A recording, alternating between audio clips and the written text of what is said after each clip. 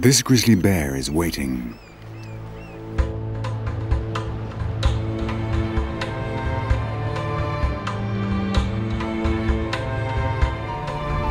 Waiting for the treasure the incoming tide will bring.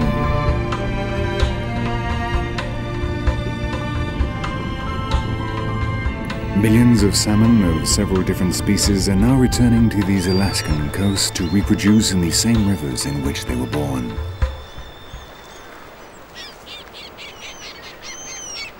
If they get there.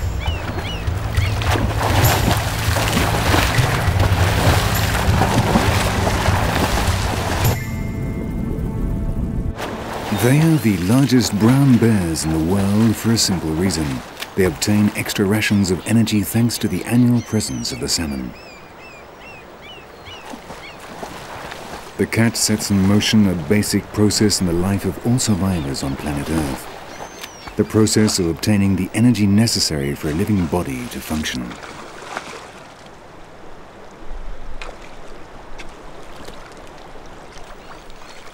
The energy brought by the salmon from the sea will not be used for the purpose it had intended.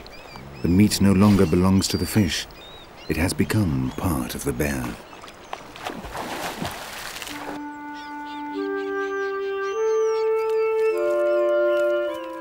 The energy used by the bears to walk here every year is more than compensated for by the energy obtained, so much so that individuals literally cannot assimilate such enormous quantities of food. But killing does not always bring such rich rewards.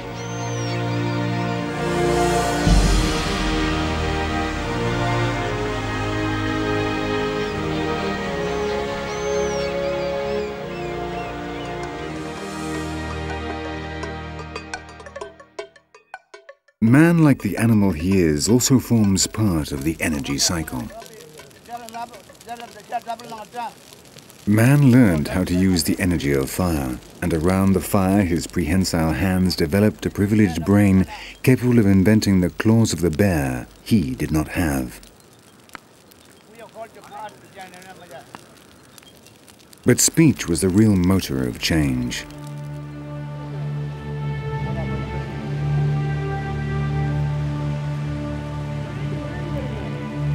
Through language, inventions were passed on from generation to generation, making it possible for humans to colonize the earth as they were able to obtain energy from other living beings, wherever they were.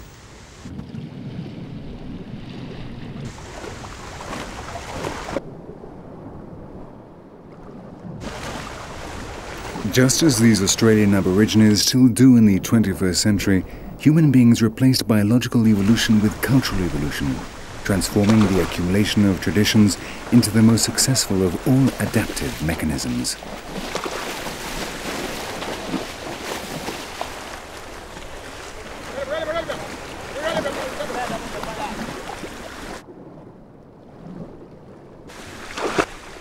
The final aim of all this is precisely the same need that spurs the bears on to catch the salmon, to obtain energy in an efficient manner.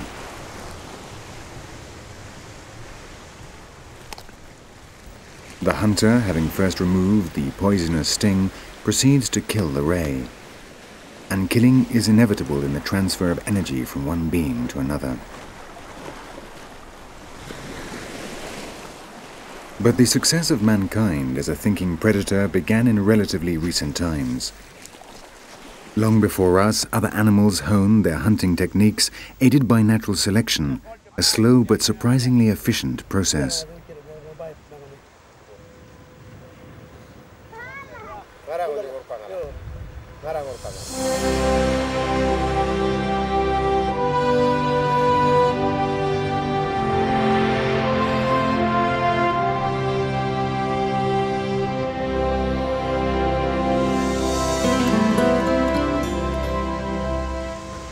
On the Galapagos Islands lives a bird that is a good example of natural selection, in this case to catch fish, the brown pelican. Here, the Pacific Ocean brings fish to this young volcanic coast over 600 miles from the American continent.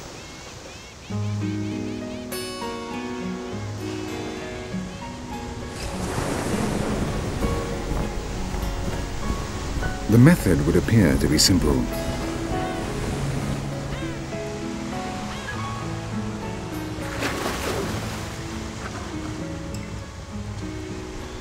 But it's a method not all predators can use. First, you have to know how to fly. A bird like this, also equipped with its very own fishing net, can permit itself the luxury of choosing a particular fish.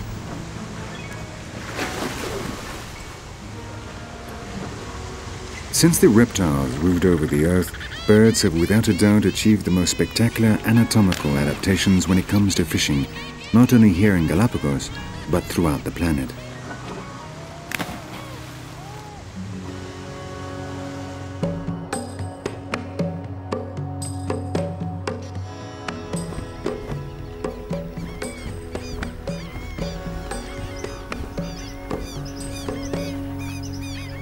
Here on the plains of Venezuela, for example, over 20 species of birds fish in the same place, and they are all visibly different. It would seem impossible for any fish to survive such a constant onslaught, but they do, and there is food enough for everyone.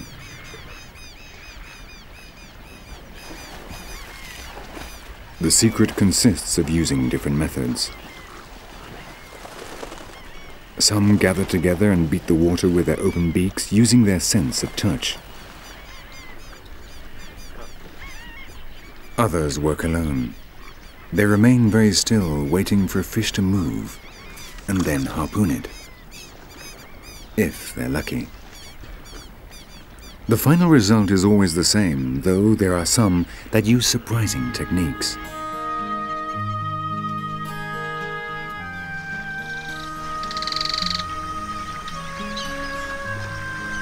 The cicabill cuts the surface of the water with its lower jaw, which, unlike most birds, is longer. It has to avoid the obstacles and the alligators, but the system works.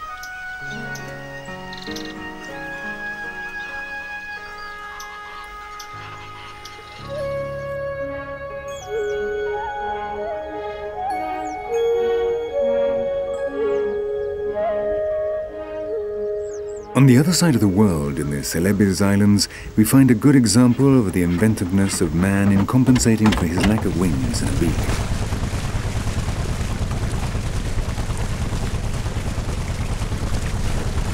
Bear the Bahau.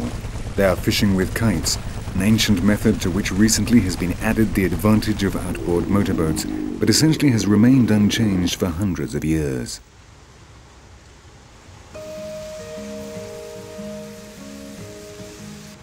The kite rises and the direction of the fishing line changes, warning the fisher of the precise moment when he must haul it in as fast as possible.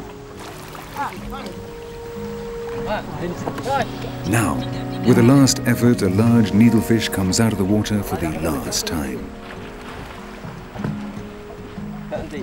But there are other human populations who, though they live far from the sea, also eat fish.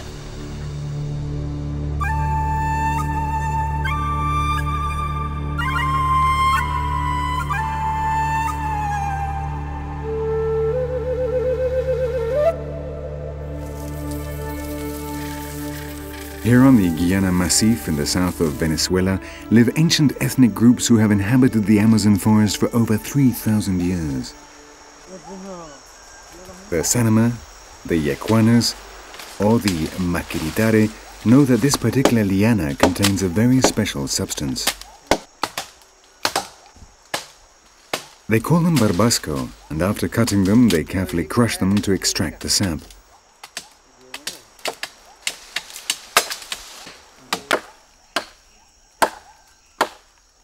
The curious thing about this technique is that over 1,000 kilometers away, the Guaranis in Ecuador use it in exactly the same way.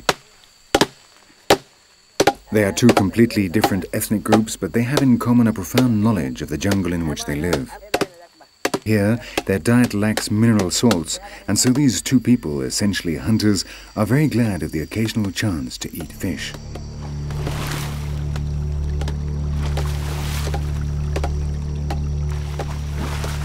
The barbasco simply absorbs the oxygen in the water, forcing the fish to come to the surface.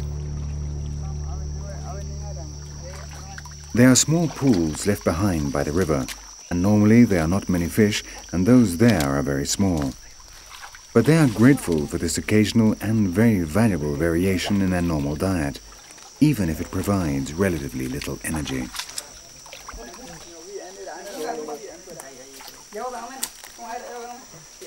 When it comes to quantity, however, it would be difficult to beat another very distant culture.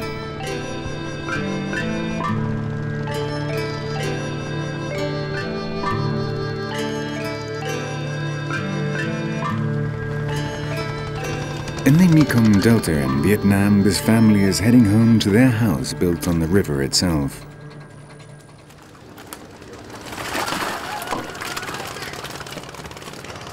They do not have to go fishing. They literally live with the fish. Their houses are fish farms in which the carpet in the living room is in fact a trapdoor giving access to energy.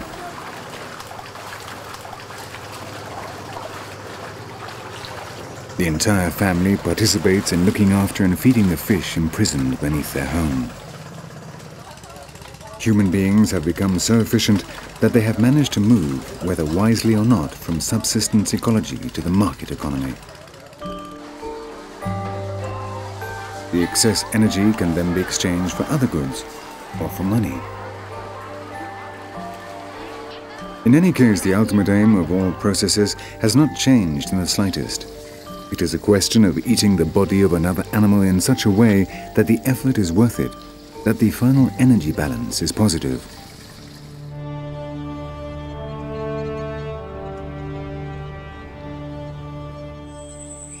Fishing implies in some way managing to get the fish out of the water, but when the struggle takes place on land, the problem is very different. Out here, the hunter and the prey share the same surroundings, breathe the same air. Here, the interchange of energy is face to face, a challenge which natural selection has resolved by creating real killing machines.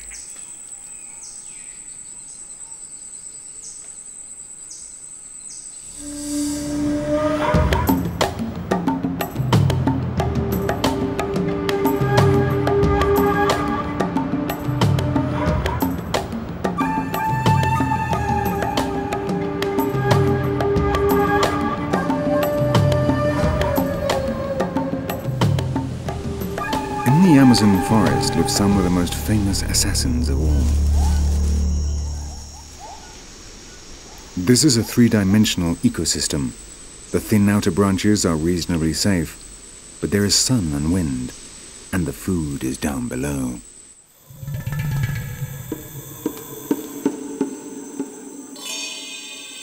Down there where the shadows have eyes, where sight is unimportant and everyone is in fact listening. On each branch awaits a feast or death. Everyone wants energy their bodies can use. Predation means catching with violence, the only language that evolution has taught the felines like this one.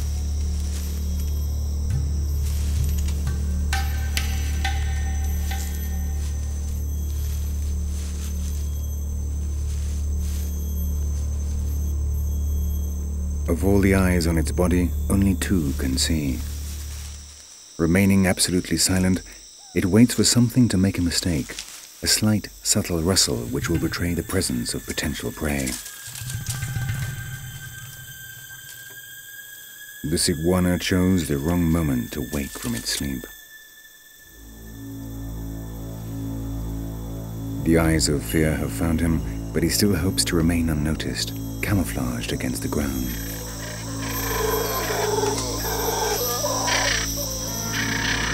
Too close.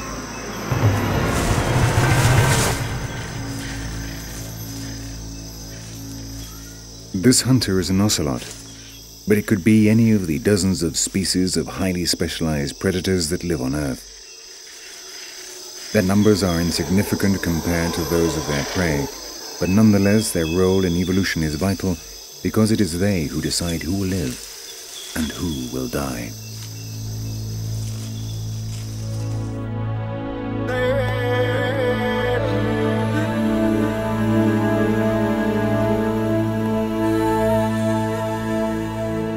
We humans still have one foot in our biological past and the other in our cultural present.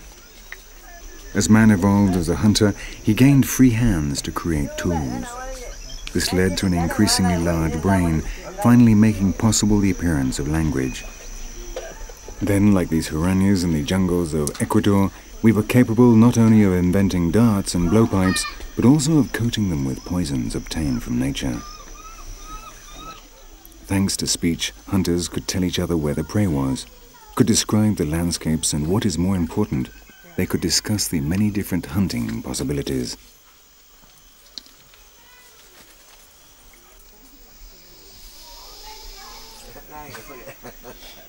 Our hands developed in order to grab onto the branches, and our stereoscopic vision arose from the need to measure the distance between one trunk and another. But for some reason we decided to come down to the ground, and when we adopted an erect stance, our hands could be used to manipulate objects. It was then that we became cultural animals.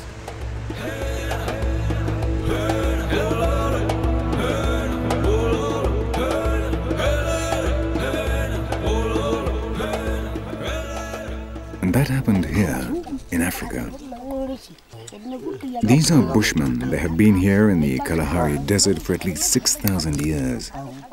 In the same way as the Hurani Indians, they are preparing the poison with which they will smear their arrows. The same purpose, but using different ingredients. The fluids of the larva of a beetle, saliva, kamungarunga seed, and sansevieria root. A mixture capable of felling a gnu with even a superficial graze.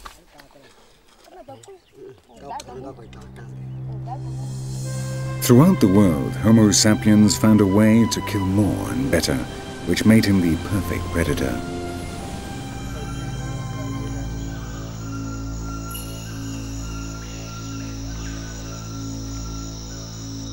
Now the animals he once shared the trees with have become his prey, his source of energy.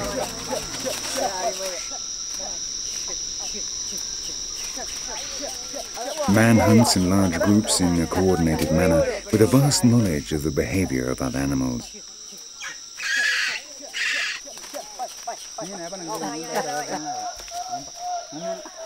The young Waurani learns from his elders, observes and trains, sharing their experience.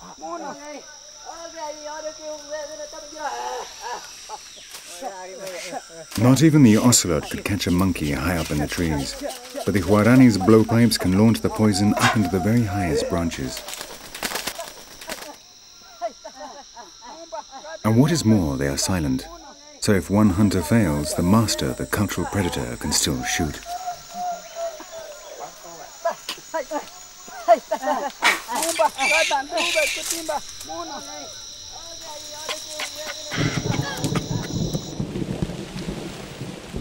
In just a few minutes, the poison takes effect in the monkey's body, and man once more climbs up into the branches, but this time to claim the reward for so many thousands of years of evolution. Cooperative hunting brought with it other consequences. The impulse to kill became dissociated from the impulse to eat when the food had to be transported to a home base. Then groups of males took over the task of getting meat for the family unit. Sharing the journey, risks and strategies forged loyalty among them.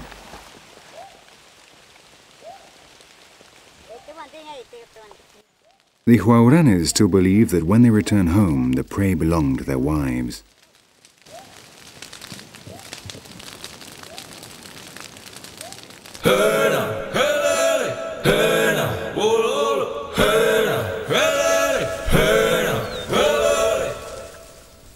On the other side of the world, in Namibia, the Bushmen are also starting a day of hunting, but in very different surroundings. On the great African savanna, distances are enormous, smell is virtually useless, and the hunter must rely on sight alone.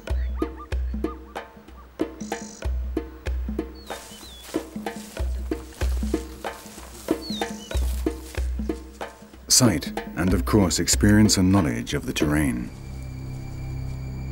The signs left behind by the passing herd speak to the Bushman. Every blade of grass provides information. Every stone conveys a message.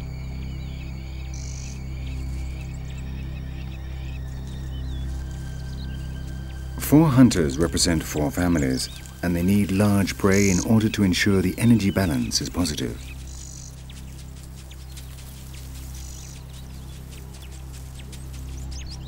There they are, but getting close to a herd of oryx is not easy. Fortunately, they need get only close enough to reach them with their arrows.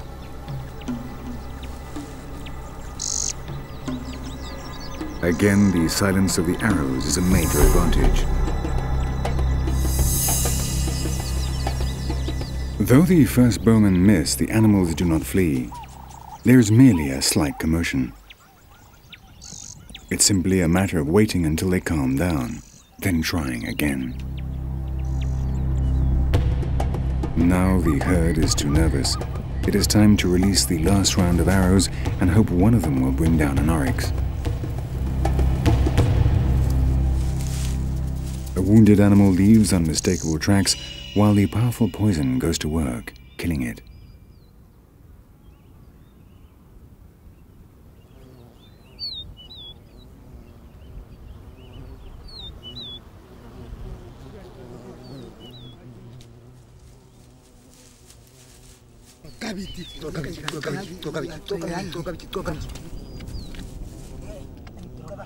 The long-awaited moment has arrived. For at least 100,000 years, this scene has been repeated countless times in Africa. As quickly as possible, they have to cut up the oryx to be able to carry the greatest quantity of meat back to the village before the flies and the hyenas claim their share.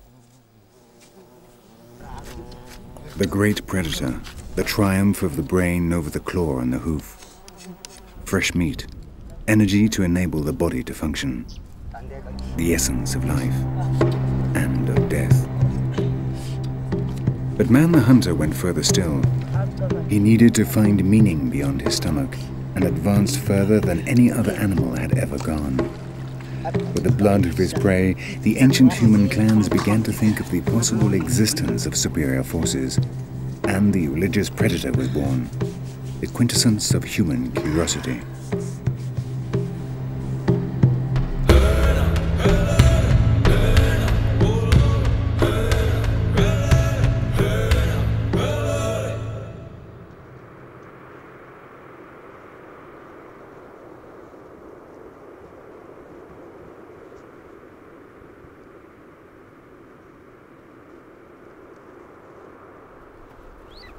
In the frozen mountains of Kazakhstan and Mongolia, there still lives a people for whom hunting is much more than simply getting food to eat.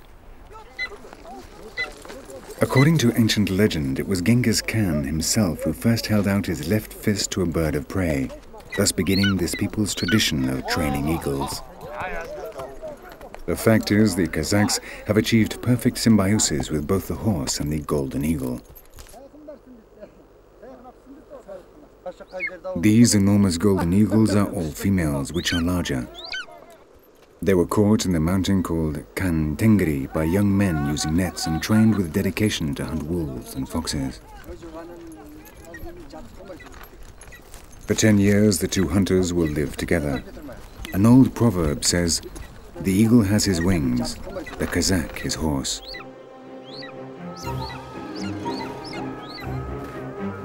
A fox, immediately what for man is merely a dot on the horizon, alerts the visual brain of the eagles when their hoods are removed.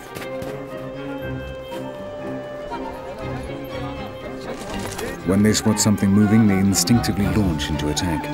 Their sight is 8 times more acute than that of humans. One after another, the berkute, as they call them, with their 7 kilos in weight, swoop down, reaching speeds of up to 200 kilometers an hour against a formidable enemy that could easily kill them.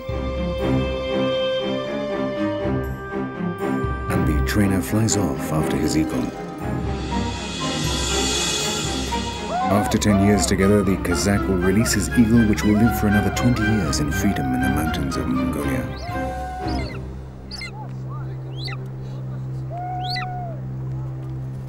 Until then, the two predators will kill together with no reward other than the greatest of all energies, friendship.